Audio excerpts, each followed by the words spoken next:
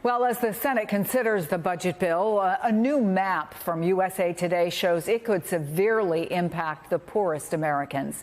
If that mega bill would pass, each highlighted state would have to pay at least $98 more a year for each person on food assistance to make up for the $267 billion that was slashed from the program. Food banks across the country are said to be terrified, saying it would create an unsolvable crisis as need skyrockets. In Atlanta, the community food bank says demand has jumped 60% in just the past 3 years. That's where we find my next guest, Kyle Wade, President and CEO of the Atlanta Community Food Bank, which serves more than 800,000 people across 29 counties in North Georgia. Kyle, first of all, thanks for being with us. What are you seeing right now in terms of food need? Well, thanks for having me. And as you just said, demand for food assistance is as high as we've seen it in Metro Atlanta. That we know that the same is true for food banks all across the country. Lines are just getting longer and longer at food pantries. And as you mentioned, we're serving 60% more people today than we did just a few years ago. So demand is really high. And the last thing we need right now is to have a significant cut in programs that get resources to economically vulnerable families. That would put an extraordinary amount of additional pressure on food banks and other social programs that are serving those families. Yeah, can you give us some specifics, for example? I mean, how would those cuts to SNAP, again, they now have to go to the Senate, but how could it impact your ability to serve? What would you do? Well, look, in terms of the scale of what's being proposed, the net effect of the cuts that were included in the House bill would be the same as if we eliminated the entire food bank network in the country. That's the scope of what would be cut from assistance to families. We'd essentially eliminate all of the food bank activity that exists across the country. I just want to make sure I understand you, because that's a shocking statement. Are you essentially saying if this goes through, every single food bank in America would have to double the amount of food, double the amount of people they serve potentially, just to meet the need to keep people from going hungry? Yes, there are different estimates for what the bill would actually eliminate, but at least one estimate would suggest the equivalent of close to 10 billion meals a year in the amount of food that's provided to families. You know, it's $30 billion worth of food a year that's being proposed being cut from the SNAP program.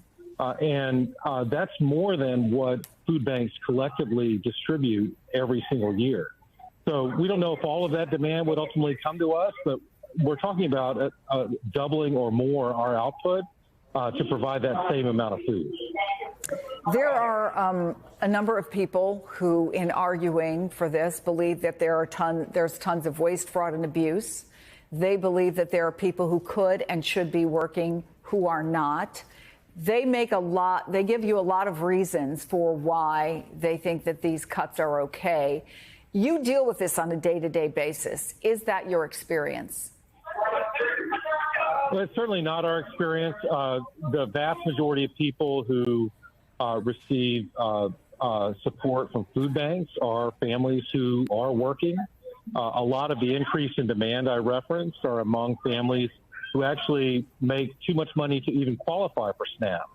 And the folks who are on SNAP predominantly include families, households with children, senior households, disabled households.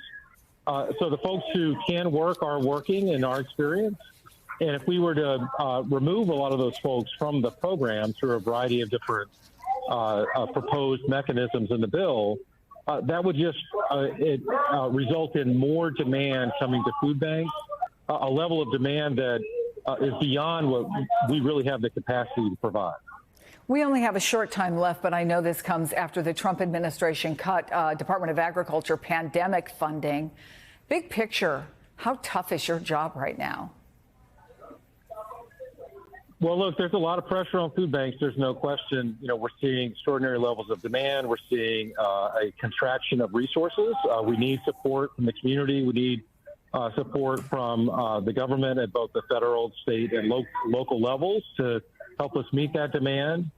We know that every administration that comes in wants to do new things and follow its own agenda. We're hopeful that we can work with the administration to develop solutions that are aligned with their priorities, but also ensure that all families have the resources they need to thrive in life. We're looking forward to dialogue with the administration on how we can make that happen. But right now, we need help from the community to ensure that all of our neighbors have the resources they need, especially as we go into the summer. If kids are out of school, they have fewer resources during those summer months to meet their basic needs. Now is not the time to be pulling resources away from families and food banks. Kyle Wade, thank you for the work you do, and thank you for coming on the program.